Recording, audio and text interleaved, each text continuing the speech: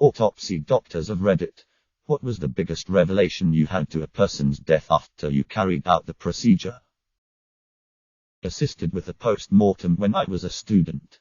Female patient died in her 40s. Her medical history had extensive complaints of abdominal pains. One drive even referred to her as a hypochondriac, and others commented on apparent anxiety. Opened her abdomen and she had extensive scar tissue. She was absolutely massacred inside from endometriosis. She suffered for decades and never got referred for a laparoscopy. She didn't have fucking anxiety. She had a medical condition. Edit. A few clarifications. Patient cause of death was unrelated. I won't give any details because it may get to identifying. I am UK-based and this was an NHS post-mortem. Patient did not have diagnosed anxiety.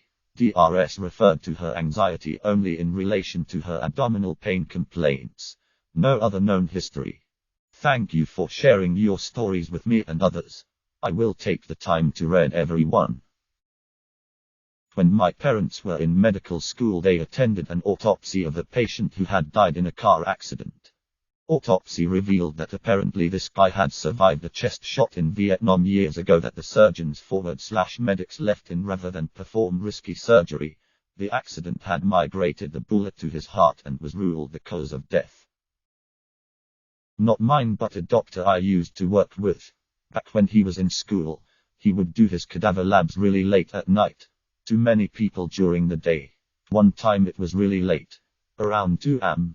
He was listening to his lecture on his headphones and he saw the cadaver's arm move forward / twitch. He thought it was just his mind playing tricks on him.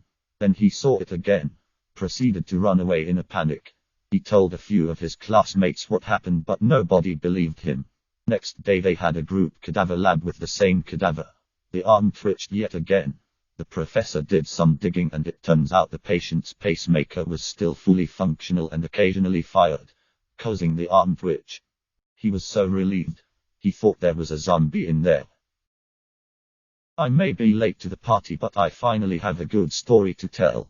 In medical school, my group's cadaver was an 80-plus-year-old female who was extremely unfit, morbidly obese with muscles half the size of any other cadavers.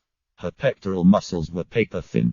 To get some reference, we figured she was bedridden during her last few months, which would somewhat explain these findings.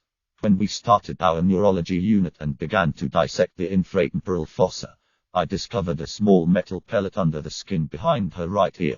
My tank mates and I went on to find dozens of these metal pellets strewn around her head's anatomy, with some lodged into the cranium and others in the bones of her face.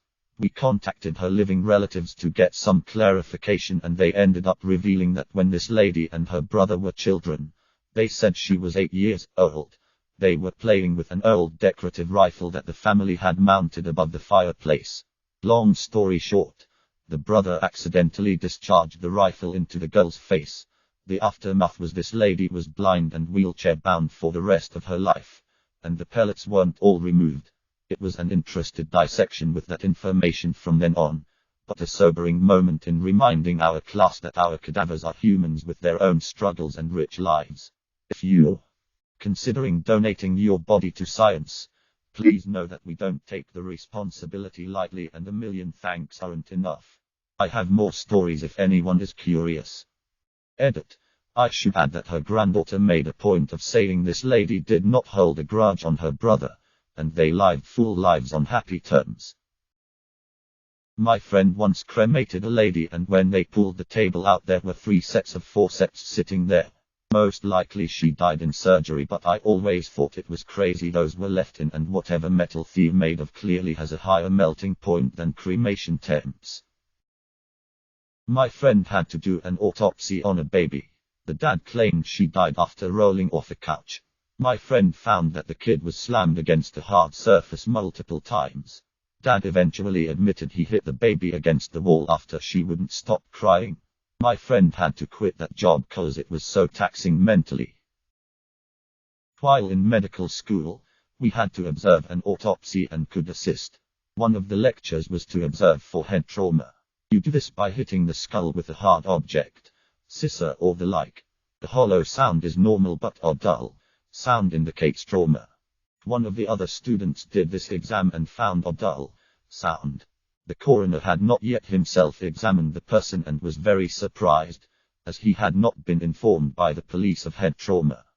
They then continued to examine the head and they found a gunshot wound through the skull. All of a sudden the person was at crime scene, and they had to call the police again and leave the person as untouched as possible. I believe it was later confirmed that the person had shot himself, but it could have been a murder. Masters in forensic pathology here.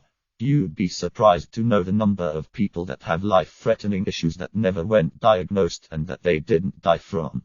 Seen an older guy who died of pneumonia in hospital. On autopsy the guy had both an enlarged heart and a couple of medium-sized aneurysms in the brain. Another guy in his 70s apparently came into the ER and had chest pain, then died shortly after. Dies of a heart attack but also had cancer. In less natural circumstances though, saw a guy who had been shot in the head a couple of times. 3 definite entries and a blown out skull, but police only found 1 bullet. Couldn't find the other bullet in his head at all. Assumed the police missed it. Went on as normal with the autopsy until we got to the chest cavity. The other bullet was just chilling beside his lung. Turns out it entered the skull, hit the inside, ricocheted down his neck and into the chest. That was pretty wild. I'm a veterinarian and sometimes I do necropsy, basically autopsy for animals, and one of the more notable cases involved a prized Wagyu cow that died mysteriously. Wagyu cows are very expensive to rear and fetch a good price at the slaughterhouse. After cutting her open, I found metal wires extending from her stomach into her heart. It's what we call hardware disease. Apparently the cow decided that eating metal wires for constructing fences was a good idea. Normally the farmhands are quite good at keeping these hazards away from the inquisitive bones, but I guess slip-up do happen from time to time. I took forensic lectures, so I saw quite a bit of crazy shit, but the things that stick is an autopsy revealing a history of abuse, pain and violence. A little more funny, a skeleton was found in the near mountains. It was very clear he died in an accident 20 plus years ago. However, he had to be identified via DNA. Turned out his dad was not his dad, but his uncle. Sparked a whole public family drama show, cause the family was well known in my area. Not exactly an autopsy per Southeast, but it was a patient found unresponsive, with CPR in progress by EMS. The man was clearly homeless. Based on his appearance and smell, he reportedly had not been seen for several days by his friends, and was eventually found behind a fast food restaurant dumpster. We were briefly able to get a pulse back, and when the nurse cut his pants off to place a catheter we saw the cause. He had fashioned some sort of makeshift cock ring out of the neck of a plastic bottle. It was way too tight and completely cut off the circulation. The penis was fully black and necrotic. I did a bedside ultrasound and found his abdomen full of free fluid, which is bad. Most likely his bladder had ruptured from being unable to urinate for days. His labs suggested he was in septic shock and full-blown renal failure as well. He did not survive much longer than that. Edit. I remembered another one.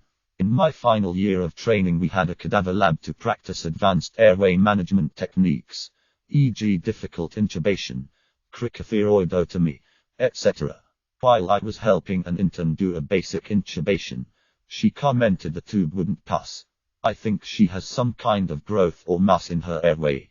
I took a look, asked for some forceps, and pulled a half-eaten hot dog out of her larynx. It of course had been embalmed along with the rest of her. Cause of death identified. My wife is a pathologist assistant and during her schooling carried out the autopsy of a newborn that died minutes after birth. The mother was desperate for a child and had a history of multiple miscarriages at different terms. This was her first time making it full term and all prenatal checkups revealed no problems. The delivery was difficult, but successful, and baby was alive for a short time. Skip to autopsy. All signs point to baby being fully developed. Get to the abdominal cavity and the liver is lacerated and hemorrhage everywhere. During the difficult delivery the resident used too much force with the forceps to pull the baby out. The ruptured liver that caused the baby to bleed out internally. Wife was enthusiastic about autopsy up to this point. Now has no interest. My dad used to perform autopsies. His best story was that they were brought a body that has no real indication of any issues. After examining the body, the only thing of note was that there was blood coming out of the guy's rectum.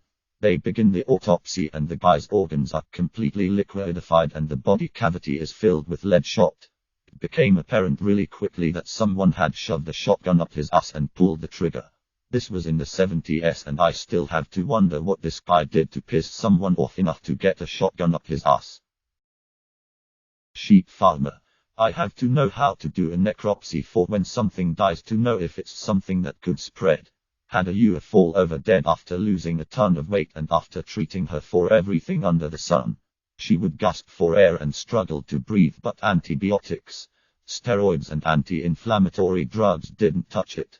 She finally passed away and I cut her open to see what the hell happened, fully expecting to see her lungs riddled with sheet. Her heart was 5 times the normal size and hard as a river stone. My guess is she had that issue her whole life and it didn't kill her until she was 2. Subscribe, like and comment if you hate outros. Begging you to subscribe, like and comment.